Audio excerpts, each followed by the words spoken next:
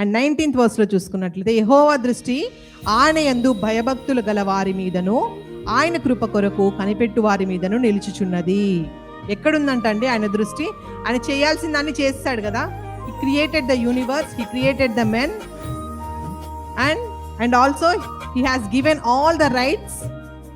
మనకు వాటన్నిటి మీద అధికారం ఇచ్చి ఉన్నాడు. బట్ మనం చేయాల్సిన పని ఏమై ఉందంటే, జస్ట్ మనం ఏం చేయాలంటే ఆయన యందు భయభక్తులు కడిగి ఆయన కృప కొరకు వెయిట్ చేయాలంట. ఇప్పుడు మనం బైబిల్లో చూసాం కదండి, ప్రావర్బ్స్లో లాస్ట్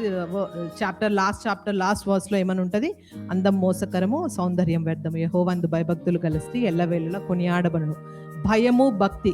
ఇక్కడ ఈ హోల్ చాప్టర్ మనం చూసుకున్నట్లయితే 33 Psalmsలో ఓవరాల్గా దేవుణ్ణి స్తుతించాలని చెప్పి మనం ఫస్ట్ 3 verses ఉన్నాయి. అదేవిధంగా 4th verse చూస్తున్నట్లయితే యెహోవా వాక్యము యథార్థమైనది.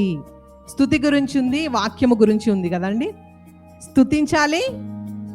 స్తుతి ఈజ్ లైక్ ఆక్సిజన్. మనకు ఆక్సిజన్ చాలా ఇంపార్టెంట్ కదా. వాక్యం అనేది వాటర్ లేకుంటే బతుకుతామండి. భయము, భక్తి, కృప అనేవి ఏంటంటే ఫుడ్ లేకుండా బతుకుతామండి. ఈ 3 కూడా మనము ఇక శామ్లో చూస్తున్నాము.